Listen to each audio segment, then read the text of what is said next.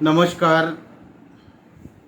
ज्यांच्यावर नेहमीच भारतीय जनता पक्षाची बी टीम म्हणून आरोप केला जातो तो पक्ष म्हणजे वंचित बहुजन आघाडी. वंचित बहुजन आघाडी हा पक्ष जेव्हा जेव्हा निर्णय घेतो तेव्हा तेव्हा त्या पक्षाचे जे फायदे असतात हे भारतीय जनता पक्षालाच नेहमीच होत असतात. त्यामुळं हा पक्ष भारतीय जनता पक्ष धार्जिणा आहे, भाजप धार्जिणा आहे असाच लोकांचा समज झालेला आहे. हा पक्ष नेहमीच निर्णय घेताना द्विधा मनस्थितीमध्ये असतो. निवडणूक लढवायच्या की लढवायच्या नाही याविषयी कोणत्या स्वरूपाचं निर्णय घेताना द्विधा मनस्थिती जाणवते. आपण कोणता उमेदवार द्यायचा याविषयी द्विधा मनस्थिती असते. आपण उमेदवार द्यायचा की नाही द्यायचा याविषयी नेहमी द्विधा मनस्थिती असते. आपण उमेदवार माघारी घ्यायचा याविषयी नेहमीच द्विधा मनस्थितीमध्ये असते. त्यामुळं हा पक्ष निवडणूक कोणासाठी लढवतो असं प्रश्नचिन्ह लोकांसमोर निर्माण झालेलं आहे. कारण या पक्षाची कोणत्या स्वरूपाची मोर्चेबांधणी नसते. हा पक्ष उमेदवार जाहीर करताना तो उमेदवार लोकांच्या परिचयाचाही नसतो. हा उमेदवार कोणत्या स्वरूपाची मोर्चेबांधणी करत नाही. हे निवडणुकीच्या कामासाठी कधी लागतात तर जेव्हा त्या निवडणुकीची आचारसंहिता सुरू होते तेव्हा हा पक्ष निवडणुकीच्या मोर्चेबांधणीला लागतो. परंतु या पक्षाचं जे मतदान आहे हे फिक्स मतदान मानले जाते. म्हणून या देशातले काही पक्ष जे आहे जे मोठे पक्ष विशेषतः यांना वंचित बहुजन आघाडी हा आपल्यासोबत असावा त्यामुळं ते या पक्षाला आपल्यासोबत घेण्याचा प्रयत्न करतात. परंतु वंचित बहुजन आघाडी हा पक्ष इतरांशी वाटाघाटी करताना त्या पक्षांच्या नेत्यांशी वाटाघाटी करत नाही. या पक्षाचे संस्थापक अध्यक्ष प्रकाश आंबेडकर यांना ज्या पक्षाशी वाटाघाटी करायची आहे त्या पक्षाच्या शीर्षस्थ नेतृत्वाची आवश्यकता असते. यांना काँग्रेसशी वाटाघाटी करायची आहे तर यांना वाटाघाटीसाठी एक तर राष्ट्रीय अध्यक्ष खरगे साहेब लागतात, नाहीतर मग राहुल गांधीसोबत वाटाघाटी करणं यांना आवडते. परंतु राज्याची कमान त्या पक्षाने ज्या लोकांच्या हाती दिली, ज्या नेत्यांच्या हाती दिली त्या नेत्यांची हा पक्ष कधीच वाटाघाटी करत नाही. या पक्षाला राज्यातील नेत्यांशी वाटाघाटी करणे कमीपणाचे वाटते. जरी त्या राष्ट्रीय पक्षाने त्यांच्या नेत्यांना अधिकार दिले असले तरी हा जो पक्ष आहे त्यांचे जे अध्यक्ष आहे हे नेहमीच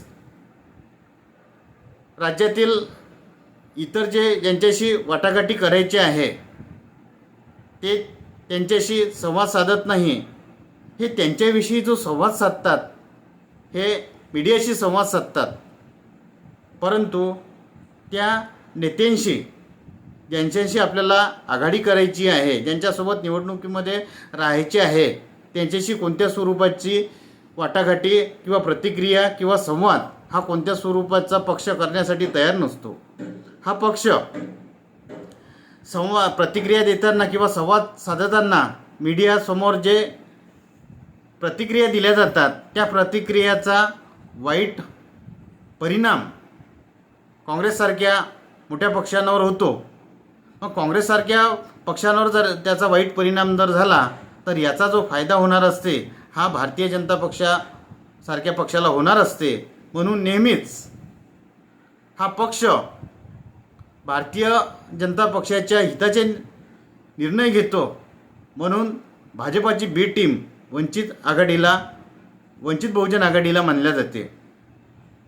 वंचित बहुजन आघाडी जेव्हा त्या ठिकाणी उमेदवार देते तेव्हा त्या ठिकाणी कोणत्या स्वरूपाची मोर्चे बांधणी नसते, कोणत्या स्वरूपाचं कोऑर्डिनेशन नसते, तिथल्या जिल्हाध्यक्षासोबत कोऑर्डिनेशन नसते, तिथल्या कार्यकर्त्यांसोबत कोऑर्डिनेशन नसते. तो उमेदवार कसा तयार झाला याच्याविषयी कोणत्या स्वरूपाची चाचपणी केलेली नसते. फक्त तो त्या ठिकाणचा काही प्रमाणामध्ये परिचित उमेदवार असतो, एवढाच त्याचा बेस असते. कोणत्या ठिकाणचे उमेदवारही परिचयाचे नसतात. तरी पण भारतीय जनता पक्षाला फायदा व्हावा आणि काँग्रेसचं नुकसान व्हावं अशा स्वरूपाचे हे निर्णय असतात. यांनी परभणी लोकसभा मतदारसंघामध्ये वेळेवरच एक उमेदवार जाहीर केला, पंजाबराव डक. यांचं राजकारण हे क्षेत्र नाही, ते हवामान तज्ज्ञ आहे. पाऊस केव्हा पडेल याच्याविषयी ते अंदाज व्यक्त करतात, परंतु राजकारणाची त्यांची पार्श्वभूमी नाही असा उमेदवार त्या ठिकाणी दिला, कारण ते हवामान तज्ज्ञ म्हणून प्रसिद्ध होते. वंचित बहुजन आघाडीने म्हणजे प्रकाश आंबेडकरांनी सोलापूर लोकसभेमध्ये उमेदवार दिला. त्या ठिकाणी काँग्रेसचे जे उमेदवार होते ते निवडूनही आले, प्रणिती शिंदे यांच्या विरोधामध्ये एक उमेदवार दिला. आणि त्या ठिकाणी उमेदवार देताना राहुल गायकवाड नावाचा उमेदवार दिला. आणि ज्या दिवशी फॉर्म मागं घेण्याचा दिवस होता त्याच दिवशी त्या उमेदवारानं प्रकाश आंबेडकरांना न सांगता आपला फॉर्म मागे घेतला आणि काँग्रेस पक्षामध्ये प्रवेश केला. अशी जर तुमच्या उमेदवारांची जर स्थिती जर असेल तर लोकांनी का बरं म्हणून विश्वास तुमचा ठेवायचा? कारण त्या उमेदवारी जेव्हा दिली तुम्ही त्याला विश्वासात घेतलं नव्हतं का? कारण तो माघार घेताना तुम्हाला सांगत नाही, उलट काँग्रेस पक्षामध्ये प्रवेश घेताना असं सांगतो की प्रकाश आंबेडकर साहेबांनी माझ्याजवळ बंदूक दिली, परंतु कोणत्या स्वरूपाचे त्याच्यामध्ये रसद दिली नाही. मग असे उमेदवार तुम्ही जर असेल तर ते नियोजनपूर्वक देत नाही का? त्या मतदारसंघाची चाचपणी करत नाही काय? किंवा मग त्या ठिकाणी काँग्रेसचा बलाढ्य जर उमेदवार जर असला तर त्याचं नुकसान व्हायला पाहिजे असं तुम्हाला वाटते काय? असे नानाविध प्रश्न लोकांमध्ये या उमेदवारीच्या संभ्रमातून निर्माण झालेले असतात. म्हणूनच लोक भारतीय जनता पक्षाची बी टीम म्हणून वंचित बहुजन आघाडीवर ठपका ठेवण्याचा प्रयत्न करतात. कारण काँग्रेसचं वोट बेस आणि वंचित बहुजन आघाडीचा वोट बेस जो आहे हा सारखा आहे. जेव्हा वंचित बहुजन आघाडी उमेदवार देते तेव्हा त्या ठिकाणी काँग्रेसच्या उमेदवाराचं नुकसान होते. त्याच्यामुळं काँग्रेसच्या विरोधामध्ये हा पक्ष काम करतो असाच लोकांचा समज आहे. अमरावती लोकसभेमध्ये अगोदरच हा पक्ष द्विधा स्थितीमध्ये होता. या पक्षानं त्या ठिकाणी जो उमेदवार दिला तो पिल्लेवार नावाचा उमेदवार दिला अमरावती लोकसभेमध्ये. आणि मग पुन्हा तोच विषय निघाला. काँग्रेस ज्या ठिकाणी बलाढ्य आहे त्याच ठिकाणी वंचित बहुजन आघाडी उमेदवार देते. वंचित बहुजन आघाडीने दिलेला जो उमेदवार होता पिल्लेवार नावाचा जो उमेदवार होता हा कोणत्या स्वरूपाच्या लोकांचा परिचयाचा नव्हता. लोकांनी त्यांचं नाव कधीही ऐकलेलं नव्हतं. त्यामुळं काही दिवसातच तो उमेदवारांचा फॉर्म मागे घेतला गेला. आणि मग प्रकाश आंबेडकर साहेबांनी त्या ठिकाणी जाहीर करून टाकलं की आम्हाला त्या ठिकाणी निवडणूक लढवायची नाही. मग आणखी 2 दिवस गेले आणि मग 2 दिवसांनंतर प्रकाश आंबेडकर साहेबांनी त्या ठिकाणी रिपब्लिकन पक्षाचे एक उमेदवार होते आनंदराज आंबेडकर नावाचे, आनंदराज आंबेडकरांना पाठिंबा दिला. म्हणजे पाठिंबा द्यायचा की नाही द्यायचा याविषयी सुद्धा या पक्षामध्ये द्विधा स्थितीमध्ये असते. आणि अशा परिस्थितीमध्ये हा पाठिंबा जो दिला हा तिथल्या जिल्हाध्यक्षांना विश्वासात घेतलं नाही, तिथल्या कार्यकर्त्यांना विश्वासात घेतलं नाही. त्यामुळं काँग्रेसच्या उमेदवाराला पाडण्याचा डाव आहे असा एक समज लोकांमध्ये निर्माण झाला. कारण नंतर त्या ठिकाणी तिथले जे जिल्हाध्यक्ष होते आणि तिथले जे कार्यकर्ते जे होते यांनी प्रकाश आंबेडकरांना न सांगता वंचित बहुजन आघाडीचा जो पाठिंबा आहे काँग्रेसचे उमेदवार बळवंतराव वानखडे यांना जाहीर केला. परस्पर तिथले जे जिल्हाध्यक्ष होते अमरावतीचे वंचित बहुजन आघाडीचे शैलेश गवई आणि त्यांचे जे कार्यकर्ते होते यांनी प्रकाश आंबेडकरांना न सांगताच काँग्रेसच्या उमेदवाराला पाठिंबा जाहीर केला. तुमचं पक्षामध्ये एकमेकाशी बोलणं नसते काय? किंवा कोऑर्डिनेशन नसते काय, हा विचार लोकांसमोर आला. मग वंचित बहुजन आघाडीनं तिथल्या जिल्हाध्यक्षांच्या तिथल्या कार्यकर्त्यांवर कारवाई केली आणि मग त्या ठिकाणी त्यांना निष्कासित करण्यात आलं. मग हे निष्कासन कसं काय होते? तुमचं पक्षांमध्ये जेव्हा तुम्ही उमेदवार देता, त्या ठिकाणी पाठिंबा देता, उमेदवार माघार घेता, अशा स्वरूपाचं कोऑर्डिनेशन एकमेकाशी संवाद नाही काय, की तुम्हाला फक्त विरोधी उमेदवार द्यायचा असते? तिथल्या जिल्हाध्यक्षांनी कार्यकर्त्यांनी मनाई करून सुद्धा तुम्ही त्या ठिकाणी उमेदवार दिला, म्हणजे तुम्हाला फक्त उमेदवारच द्यायचा होता का, असा प्रश्न लोकांच्या समोर पडला आहे. परंतु नेहमीच हा पक्ष, वंचित बहुजन आघाडी हा पक्ष नेहमीच आजपर्यंत काँग्रेस पक्षाचं आणि जे देशहिताच्या कार्यामध्ये नेहमीच अग्रेसर असतात, त्या पक्षांचं नुकसान करणारे निर्णय नेहमीच घेत असतो असं लोकांना वाटते. या पक्षाने 2019ची निवडणूक लढवली, 2024ची लोकसभेची निवडणूक पण लढवली, पण 2019च्या तुलनेमध्ये 2024ला लोकांनी वंचित बहुजन आघाडी या पक्षाला नाकारलं. कारण नेहमीच हा पक्ष हा वाटाघाटी करण्यामध्ये निर्णय घेत नाही आणि याचा फायदा नेहमीच भाजपला होतो आहे. त्याच्यामुळं 2019ला या पक्षावर लोकांनी जो विश्वास ठेवला, तो विश्वास 2024च्या लोकसभेच्या निवडणुकीमध्ये ठेवला नाही.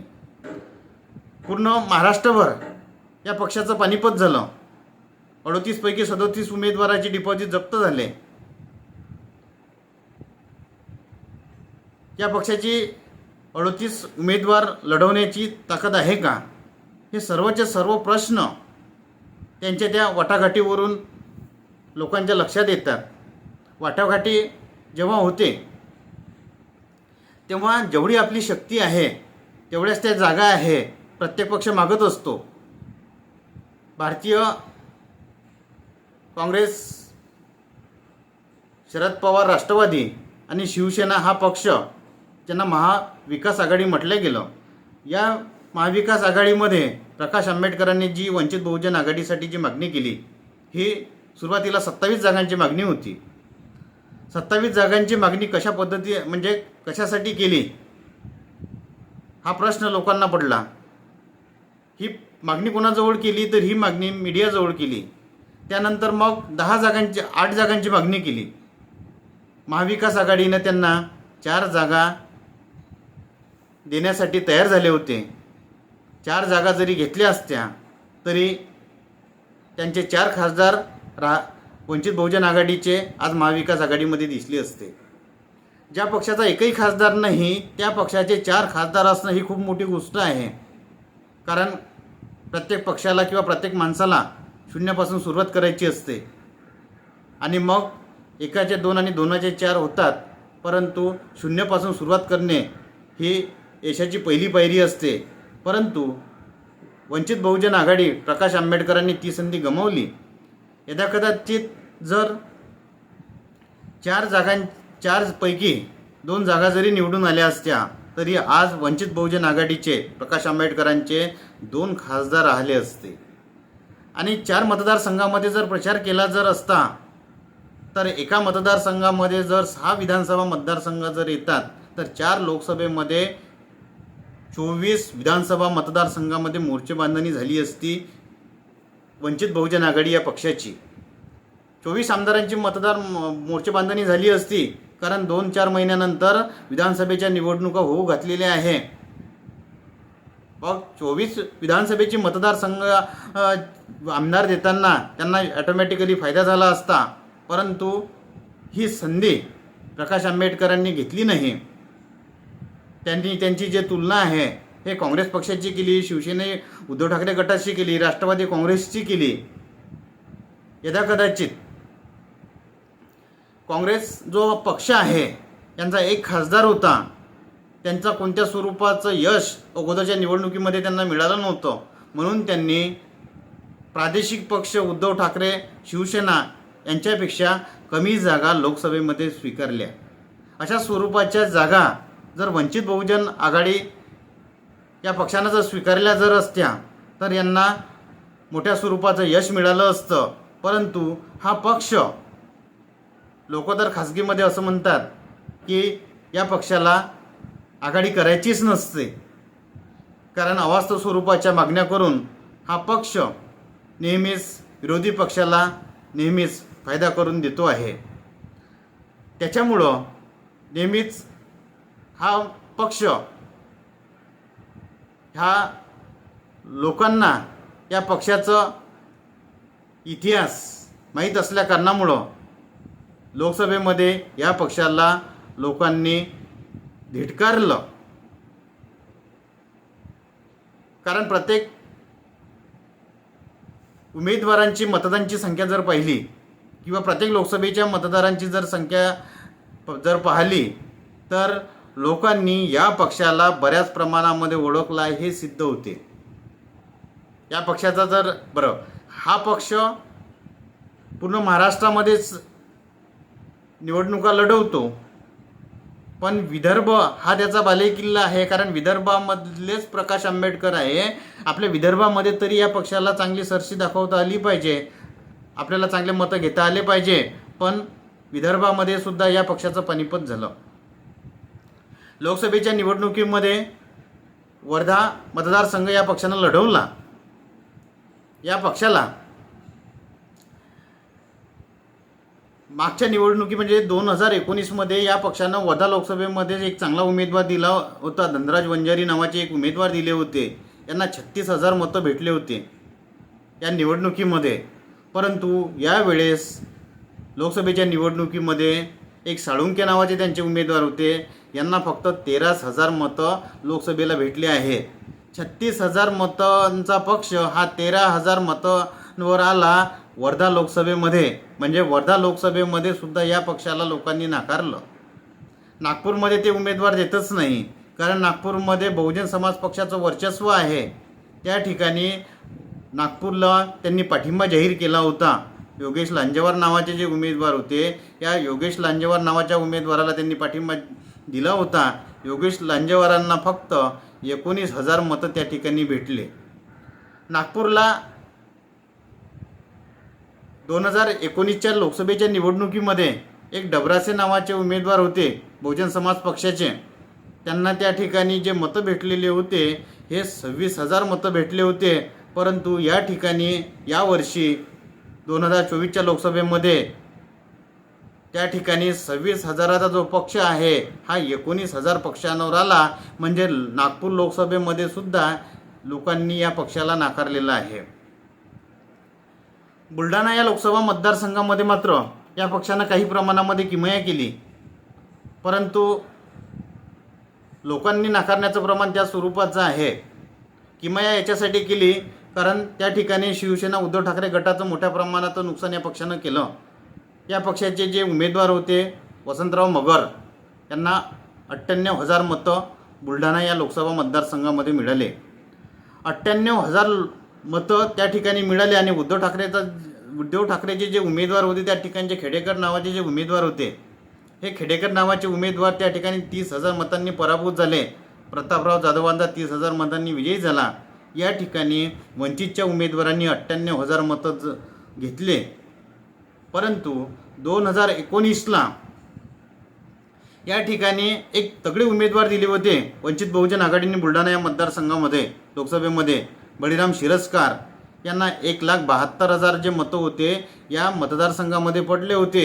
1,72,000 मतं मिळवणारा वंचित बहुजन आघाडी हा पक्ष या वर्षीच्या लोकसभेच्या निवडणुकीमध्ये फक्त 98,000 मतांवर आलेला आहे. म्हणजे बुलढाणा या मतदारसंघामध्ये सुद्धा लोकांनी वंचित बहुजन आघाडीला नाकारलं आहे हे सुद्धा लक्षात येते. आपल्याला पाहावंच लागेल की यवतमाळ वाशिम लोकसभा मतदारसंघ तिथली पोझिशन काय होती. तिथल्या फॉर्ममध्ये काहीतरी चुकी झाल्या वंचित बहुजन आघाडीच्या उमेदवारामध्ये, त्याच्यामुळं तो अर्ज बाद झाला. म्हणून त्या ठिकाणी उमेदवार लढवायचा म्हणून त्या ठिकाणी वंचित बहुजन प्रकाश आंबेडकरांनी हरिभाऊ राठोडांना पाठिंबा दिला. हरिभाऊ राठोड हे जे आहे हे बहुजन समाज पक्षाचे त्या ठिकाणचे उमेदवार होते, वाशिम यवतमाळ लोकसभा मतदारसंघाचे. या ठिकाणी त्यांना 18,000 मतं घेता आली. फक्त 18,000 जे मतं आहे, 18,000 मतं वंचित बहुजन आघाडी आणि बहुजन समाज पक्ष या दोघांचे मिळून होते. त्या ठिकाणी फक्त जे हरिभाऊ राठोड जे होते हे दोघांचे उमेदवार म्हणून त्यांनी त्या ठिकाणी प्रचार केला. त्या ठिकाणी त्यांना कोणत्या स्वरूपाचा जो आहे मतं खेचून आणता आली नाही. वंचित बहुजन आघाडीचे जे कोणते मतदार होते त्या ठिकाणचे, त्यांनी त्या ठिकाणच्या संजय देशमुखांना मोठ्या स्वरूपाचं मतदान केलं. परंतु या ठिकाणी हरिभाऊ राठोडांना 18,000पेक्षा जास्त जाता आलं नाही. त्या ठिकाणी 2019ला वंचित बहुजन आघाडीचे उमेदवार होते प्रवीण पवार नावाचे, ज्यांना 94,000 मतं मिळाले होते. म्हणजे 94,000 मतदानाच्या समोर 18,000 मतं कमी झाली. म्हणजे मतदारसंघनिहाय जर आपण वंचित बहुजन आघाडीचा जो ग्राफ जो पाहिला, हा लोकांनी नाकारण्याचाच मोठ्या स्वरूपाचा ग्राफ आपल्याला दिसतो आहे. म्हणजे बुलढाण्याचं उदाहरण घ्या, नागपूरचं उदाहरण घ्या किंवा मग वर्धेचं उदाहरण घ्या. या 3-4 ठिकाणी आपल्याला मतदारांनी वंचित बहुजन आघाडीला, प्रकाश आंबेडकरांना नाकारलं हे लक्षात येते. चंद्रपूरला एक उमेदवार दिलेला होता धानोरकर ताईच्या विरोधामध्ये. तो जो उमेदवार होता राजेश बेले नावाचा, या उमेदवाराला फक्त त्या ठिकाणी 21,000 मतं पडली. या लोकसभेच्या निवडणुकीमध्ये राजेश बेलेला फक्त 21,000 मतं भेटली. आणि 2019ला या ठिकाणी 1,12,000 मतं वंचितच्या उमेदवारांना घेतलेले होते चंद्रपूर लोकसभेमध्ये. त्या ठिकाणी सुरेश धानोरकर निवडून आले होते 1,12,000 मतं, आणि यावेळेस फक्त 21,000 मतं घेतले होते. म्हणजे या पक्षाचं पानिपत कशा पद्धतीनं प्रत्येक लोकसभेमध्ये झालं. ज्या ठिकाणी हा पक्ष 1,12,000 मतं घेतो, त्या ठिकाणी फक्त 21,000 मतं त्या ठिकाणी मिळते. म्हणजे लोकांनी या चंद्रपूर लोकसभा मतदारसंघामध्ये सुद्धा मोठ्या प्रमाणामध्ये नाकारलं. वंचित बहुजन आघाडीने नरेंद्र पडोळे यांच्या विरोधामध्ये सुद्धा मोठ्या स्वरूपाचा उमेदवार दिला होता. नरेंद्र पडोळेच्या विरोधामध्ये वंचित बहुजन आघाडीनं उमेदवार दिला होता. म्हणजे भंडारा गोंदियामध्ये एक त्यांचे जे उमेदवार होते, केवट नावाचे उमेदवार होते, त्या ठिकाणी फक्त त्यांना 24,000 मतं भेटले. प्रशांत पडोळेच्या विरोधामध्ये त्यांना फक्त त्या ठिकाणी 24,000 मतं भेटले. या ठिकाणी वंचितला 2019ला 45,000 मतं मिळाले होते. 45,000 मतावरून गोंदिया भंडारा लोकसभा मतदारसंघामध्ये हा पक्ष फक्त 24,000 मतांवर आलेला आहे. आपण पूर्व विदर्भामध्ये पाहतो आहे की त्या ठिकाणी गडचिरोलीमध्ये त्यांचे एक उमेदवार होते. त्यांनी उमेदवार सर्वच ठिकाणी दिले. विदर्भामध्ये तर सर्वच ठिकाणी दिले.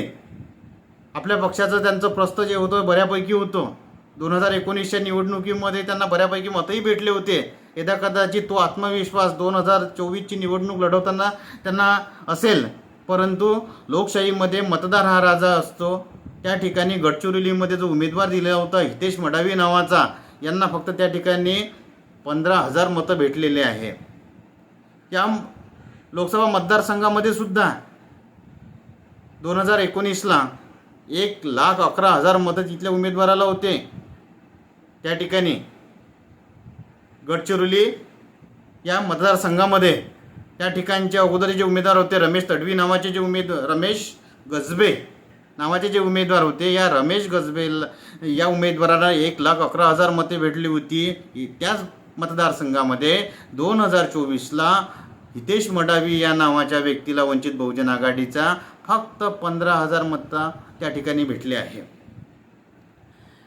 त्यांचे जे उमेदवार होते म्हणजे रामटेक या मतदारसंघामध्ये त्यांनी उमेदवार दिला नाही. परंतु त्या ठिकाणी एक अपक्ष उमेदवार होता किशोर गजबे नावाचे.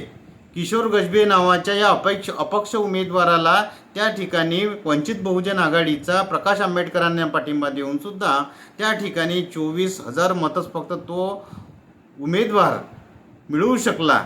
त्या ठिकाणी काँग्रेसचे श्याम बर्वे निवडून आले। श्याम बर्वेंनी त्या ठिकाणी राजू पारवेचा पराभव केला। वंचित बहुजन आघाडीचा जो अपक्ष उमेदवार होता त्या ठिकाणचा किशोर गजबे नावाचा, हा फक्त 24,000 मतच घेऊ शकला। तरी देखील श्याम बर्वेचा 74,000 मतांनी रामटेक या मतदारसंघामध्ये विजयी झाला। आपण जर लोकसभा मतदारसंघाचं जर संख्याशास्त्र जर पाहिलं विदर्भातील, तर आपल्याला लक्षात येते की गडचिरोलीमध्ये त्यांनी मार खाल्ला, चंद्रपूरमध्ये त्यांनी मार खाल्ला, भंडारा आणि गोंदियामध्ये त्यांनी लोकांनी नाकारलं, नागपूरमध्ये त्यांचा ग्राफ कमी झाला, रामटेकमध्ये त्यांचा ग्राफ कमी झाला, बुलढाणामध्ये ग्राफ कमी झाला, यवतमाळ वाशिममध्ये त्यांचा ग्राफ कमी झाला, वर्धेमध्ये सुद्धा लोकांनी त्यांना नाकारलं, अमरावतीमध्ये सुद्धा त्या ठिकाणी आनंदराज आंबेडकर 18,000 मताच्या समोर गेले नाही। परंतु हे सर्व करताना फक्त त्यांना अकोला लोकसभा मतदारसंघाचं डिपॉझिट प्रकाश आंबेडकरांना वाचवता आलं, कारण अकोला लोकसभा मतदारसंघामध्ये ते स्वतःच उमेदवार होते। त्यामुळं त्यांना अधिकचे मतं घेता आले नाही। फक्त 5-10 हजार मतं जे आहे हे इकडे तिकडे झाले। 2,59,000 मतं त्यांना 2019ला होते। या 2024ला त्यांना 2,72,000 मतं त्या ठिकाणी भेटले आहे। 2.5 लाखाचे जे त्यांची जे मतसंख्या जी होती ही कॉन्स्टंट राहिली, याच्यामध्ये त्यांना वाढ करता आली नाही। परंतु या सर्व निवडणुकीच्या रेशोवरून एक गोष्ट लक्षात येते की आपण आपल्या पक्षासाठी लोकांमध्ये जर हा पक्ष जर न्यायचा जर असेल किंवा लोकांची जर सहानुभूती जर मिळवायची जर असेल आणि खरंच या देशामध्ये जर आपला जर पक्ष जर टिकवायचा जर असेल, तर आपल्याला शून्यापासून सुरुवात करावी लागेल। कारण जोपर्यंत आपण एका खासदारापासून सुरुवात करणार नाही तोपर्यंत आपल्या पक्षाला यश मिळणार नाही। कारण उत्क्रांतीवादाचा जो सिद्धांत आहे, हा उत्क्रांतीवादाचा सिद्धांत ही असाच आहे, आपल्याला आपल्या पक्षाला कासवगतीनं वाढवावं लागेल। एखादा माला आपल्याला राष्ट्रीय पक्षाएवढे कदापि जागा मिळणार नाही, परंतु प्रत्यक्ष अप्रत्यक्ष आपल्याला कुठंतरी वाटाघाटी करताना एक पाऊल मागे यावं लागेल। आणि हे जे पाऊल असेल हे भविष्यकाळातील आपल्या विजयाचं पाऊल असेल। त्यामुळं प्रकाश आंबेडकर साहेबांनी लोकसभेमध्ये आपल्या पक्षाचं जसं पानिपत केलं, तसं पानिपत होण्यापासून हा पक्ष जर वाचवायचा जर असेल, तर तुम्हाला एक जो शत्रू आहे हा ठरवावा लागेल। तुम्ही जर एक शत्रू ठरवला नाही तर तुम्हाला एका मार्गाने जाता येणार नाही, तुम्हाला द्विधा मनस्थितीमध्ये राहावं लागेल। म्हणून तुम्हाला एक शत्रू ठरवणं अतिशय आवश्यक आहे, एक अपोजिटर ठरवणं आवश्यक आहे। म्हणजे तुमचा जो मार्ग आहे हा निश्चित होईल। हा मार्ग जर निश्चित जर झाला तर तुम्हाला मोर्चे बांधणी करणे सोपे जाईल। परंतु आपण नेहमीच शत्रू ठरवण्याविषयी द्विधा मनस्थितीमध्ये असतात। शत्रू अर्थातच निवडणुकीमध्ये शत्रू म्हणजे निवडणुकीमध्ये शत्रू नसतो, निवडणुकीमध्ये खऱ्या अर्थानं स्पर्धक असतो। परंतु हा स्पर्धा ठरवताना नेहमीच आपल्याला द्विधा मनस्थितीला तोंड द्यावे लागते। अशी जी द्विधा मनस्थिती आहे ही द्विधा मनस्थिती या विधानसभेच्या निवडणुकीमध्ये कदापि होणार नाही। लोकांचा विश्वास तसूभरही कमी होणार नाही। अशा स्वरूपाचे जे निर्णय आहे, अशा स्वरूपाचे त्या ठिकाणी लोकांना दिशा देण्याचं जे परिवर्तनाचं जे बीज आहे, हे आपला पक्ष भविष्यकाळामध्ये सुद्धा अशा स्वरूपाचं धनुष्यबाण या निवडणुकीच्या माध्यमातून लोकांसमोर नेण्याचा प्रयत्न करेल। आपण घेतलेले जे सर्व जे निर्णय आहे हे ठाम निर्णय असतील, आपण केलेल्या वाटाघाटी ज्या आहे या ठाम असतील। भविष्यकाळामध्ये कोणतीही जी निवडणूक असेल, ही निवडणूक मोर्चे बांधण्याशिवाय आपण लढणार नाही.